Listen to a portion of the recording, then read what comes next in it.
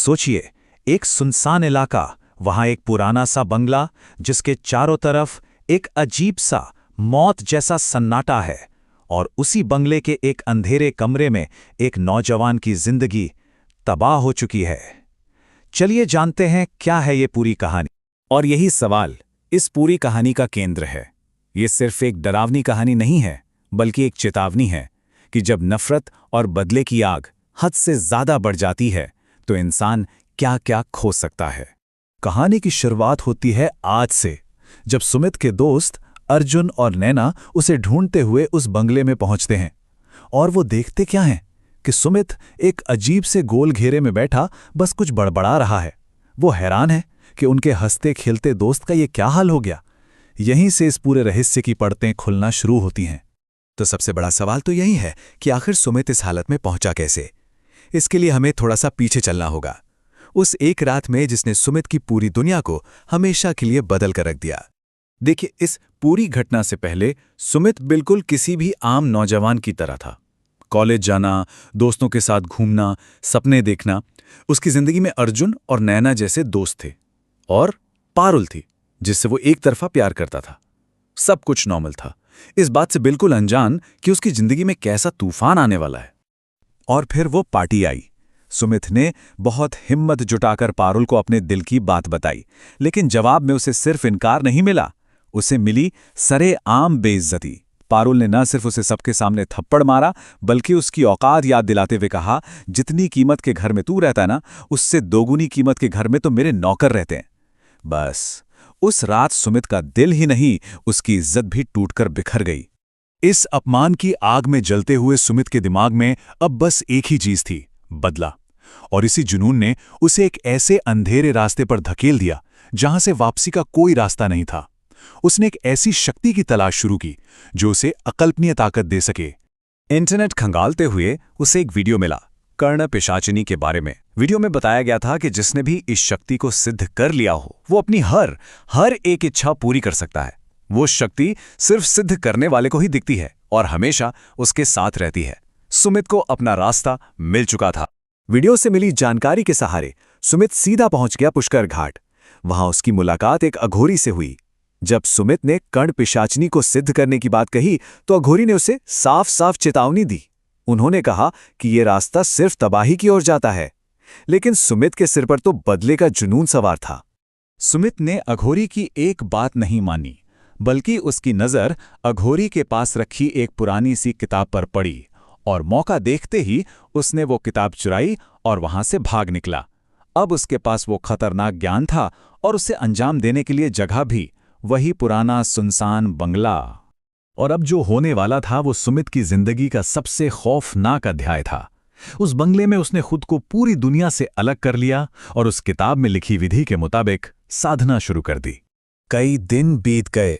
भूख प्यास से सुमित की हालत खराब हो चुकी थी, लेकिन वो नहीं रुका। और फिर साधना के आखिरी दिन, ठीक रात के 11 बजे, उसके सामने एक बेहद खूबसूरत औरत प्रकट हुई। सुमित उसे बुलाने में कामयाब हो गया था। सुमित तो उसकी खूबसूरती में ही खोया था कि उस शक्ति ने अपनी शर्तें सामने रख दी। पहली शर्त, मेरा और तुम्हारा खानपान एक जैसा होगा। दूसरी, हर रात एक इंसान की बलि चाहिए। तीसरी, मैं सिर्फ तुम्हें दिखाई दूंगी। और चौथी, अगर कोई और औरत तुम्हारे करीब आई तो वो जिंदा नहीं बचेगी। बदले के नशे में अंधे सुमित ने बिना एक पल सोचे हर शर्त मान ली। शर्तें मानने के बाद पिशाचिनी ने सुमित से उसकी पहली इच्छा पूछी। सुमित के मुंह से सिर्फ एक नाम और एक हुक्म निकला, पारुल। उसने कहा कि वो पारुल को कल जिंदा नहीं देखना चाहता। सौदा हो चुका था। सुमित को उसका बदला मिल गया था, लेकिन अब उसे वो कीमत चुकानी थी जिसकी उसने कभी कल्पना भी नहीं की होगी। ये सौदा उसकी रूह का था, और अब यह खौफनाक सिलसिला रुकने वाला नहीं था। अगली ही सुबह खबर आई कि शहर के मशहूर बिजनेसमैन की बेटी पारुल अब इस दुनिया में नहीं रही। सुमित का बदला पूरा हो गया, लेकिन कहानी यहां खत्म नहीं हुई। पिशाचिनी को हर रात अपनी बलि चाहिए थी। कुछ रातों बाद एक अजीब सी बेसुध हालत में सुमित ने अपने ही माँ बाप को मार डाला, और उसे इसका एहसास तक नहीं हुआ। और यहीं से कहानी वापस वहीं आ जाती है जहां से शुरू हुई थी। जब सुमित की बहन शालिनी घर पहुंची तो उसने अपने माँ बाप को मृत पाया। घबराकर उसने अर्जुन और नैना को बुलाया और तीनों भागकर सुमित के बंगले पहुंचे। वहां उन्होंने सुमित को उसी भयानक हालत में पाया, अकेले में, किसी से बातें करते हुए। जैसे ही सुमित की बहन और दोस्तों ने उसे घेरा तो पिशाचिनी ने उन्हें अपनी अगली बलि के रूप में मांग लिया। सुमित के इनकार करते ही उसका असली और भयानक रूप सबके सामने आ गया। अब इस शैतानी ताकत का सामना करने के लिए प्राचीन ज्ञान की जरूरत पड़ने वाली थी। कर्ण पिशाचिनी का वो असली रूप देखकर अर्जुन और नैना अपनी जान बचाने के लिए बंगले से भागे और जंगल में जा छिपे। और किस्मत देखिए, वहां उन्हें वही अघोरी मिल गया जिसकी किताब सुमित ने चुराई थी। उन्होंने अघोरी को सब कुछ सच सच बता दिया। अघोरी समझ गया कि जिस अनहोनी का उसे डर था वो सच हो चुकी है। अघोरी बंगले में पहुंचा और वहां दो अलग अलग दुनिया की शक्तियों का टकराव हुआ। एक तरफ अघोरी था जिसके पास प्राचीन मंत्रों और यंत्र की शक्ति थी, तो दूसरी तरफ कर्ण पिशाचिनी थी जो डर और भ्रम से वार कर रही थी। ये अच्छाई और बुराई की एक सीधी लड़ाई थी। पिशाचिनी ने अघोरी पर हमला किया, लेकिन अघोरी ने मंत्र पढ़ना जारी रखा। उसने एक विशाल यंत्र बनाया और पवित्र तेल से आग जलाई। उस आग से उठे धुएं के बवंडर ने पिशाचिनी को अपनी चपेट में ले लिया।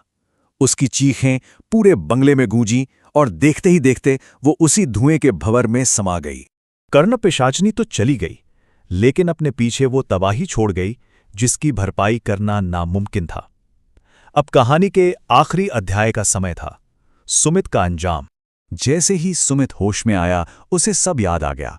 पारुल की मौत और अपने ही हाथों से अपने माँ बाप की हत्या। वो फूट फूट कर रोने लगा। अघोरी ने उससे सिर्फ इतना कहा कि पाप का प्रायश्चित बहुत मुश्किल होता है और अब उसकी किस्मत में सिर्फ अकेलापन लिखा है। और ये कहकर अघोरी वहां से चले गए। सुमित को उसी अंधेरे बंगले में अकेला छोड़ दिया गया, जहां हर दीवार, हर कोना उसे उसके गुनाहों की याद दिलाता रहेगा। उसने बदला तो ले लिया, लेकिन इस प्रक्रिया में उसने अपना सब कुछ खो दिया। सुमित की कहानी हमें एक बहुत ही अहम सवाल पर लाकर छोड़ देती है। जब बदले की आग इंसान को इस कदर अंधा कर देती है, तो क्या जीत हासिल करने के बाद भी वो सच में जीत पाता है, या फिर वो अपनी बनाई हुई एक जेल में हमेशा के लिए कैद हो जाता है?